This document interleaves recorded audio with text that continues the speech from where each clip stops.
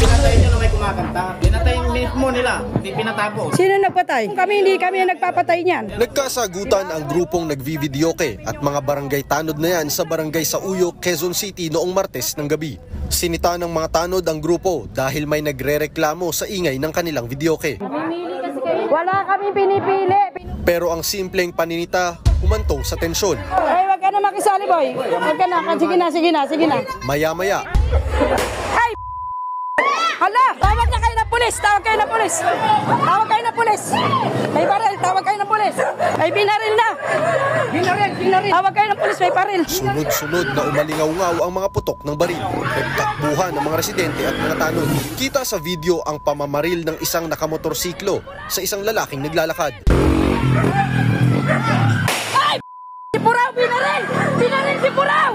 Kwento ng nagvideo na tanod na si Selenia Puramandak, pabalik na sana sila ng barangay hall nang biglang nagpaputok ang sinitang grupo. Bagong mga residente lang daw sa lugar ang dalawang namaril na agad nagtago at tumakas. Mga kasama ko, tumatakbo na rin papunta sa base namin. Nung nakita ko talaga, nung nakalagpas sa akin, pinapagpag pa niya yung baril. Tapos nung nakita niya si Cornelio Balto, huminto sila, tinutukan pa nila ng baril, binaril nila sa likod. Patay sa pamamaril ang barangay tanod na si Cornelio Noval at isang residente. Sugatan din ng isa pang tanod.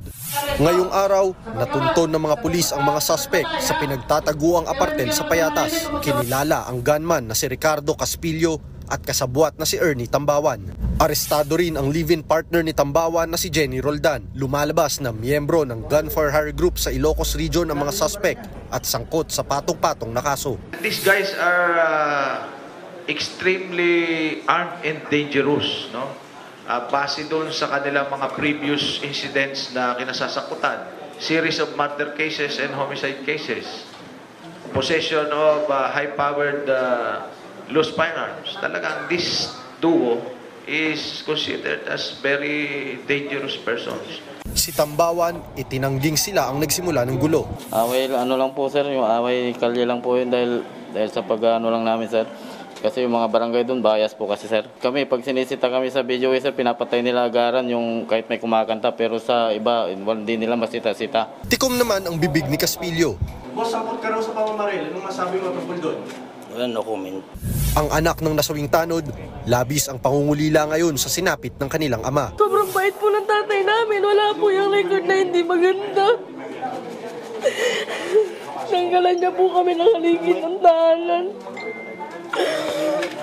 Mabibigyan po ng hustisya yung kamatayan ng tatay namin. Mahaharap ang mga suspect sa reklamong murder at paglabag sa Comprehensive Law on Firearms and Ammunition Regulation Act. Nagbabalita mula sa Frontline, Ian Suyu, News 5. Mga kapatid, Julius Babaw po. Iba na ang may alam at may pakialam sa panahon ngayon.